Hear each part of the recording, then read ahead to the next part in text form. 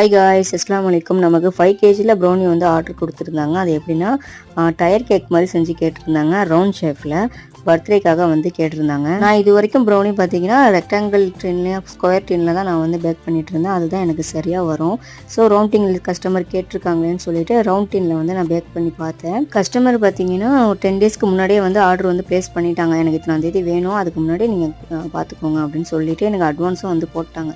சரி, ஓகே, நம்ம ரவுண்ட் டின்ல செஞ்சு பார்த்ததில்ல, ஃபஸ்ட்டு செஞ்சு பார்த்துருவோம், அதுக்கப்புறம் தான் கஸ்டமருக்கு கொடுக்க கரெக்டாக இருக்கும் அப்படின்னு சொல்லிட்டு ½ kg மட்டும் ட்ரை பண்ணி பார்த்தேன். அது பார்த்தீங்கன்னா எனக்கு சரியாகவே வரல. டைமிங்கும் பார்த்தீங்கன்னா 1 ஹவருக்கு மேலே ஆயிடுச்சு எனக்கு பேக் ஆகி வர. ஆனால் உள்ளக்கெல்லாம் நல்லா சூப்பராக ஃபட்ஜியாக செம்ம சூப்பராக இருந்துச்சு. மேலே பார்த்தீங்கன்னா அந்த கிரிக்கல் டாப் ஃபுல்லாகவே வந்து கரைஞ்சி போன மாதிரி ஆயிடுச்சு. கஸ்டமர் பார்த்தீங்கன்னா கம்பல்சரி எனக்கு ரவுண்ட் ஷேப்பில் தான் வேணும்னு சொல்லிட்டாங்க. இந்த ஆர்டர் எப்படிடா கம்ப்ளீட் பண்ணுறதுன்னு சொல்லிட்டு ரொம்ப நான் பயந்துட்டு தான் இருந்தேன். ஃபைனலாக அந்த ஆர்டரையும் கம்ப்ளீட் பண்ணி கஸ்டமருக்கும் கொடுத்துட்டேன். அது எப்படிங்கிறது நாளைக்கு ஒரு வீடியோவில் சொல்கிறேன். உங்களுக்கு ப்ரௌனி வேணும் அப்படின்னா மேலே 3 நம்பருக்கு வாட்ஸ்அப் பண்ணுங்கள். ஓகே ஃப்ரெண்ட்ஸ், பாய், அஸ்ஸலாமு அலைக்கும்.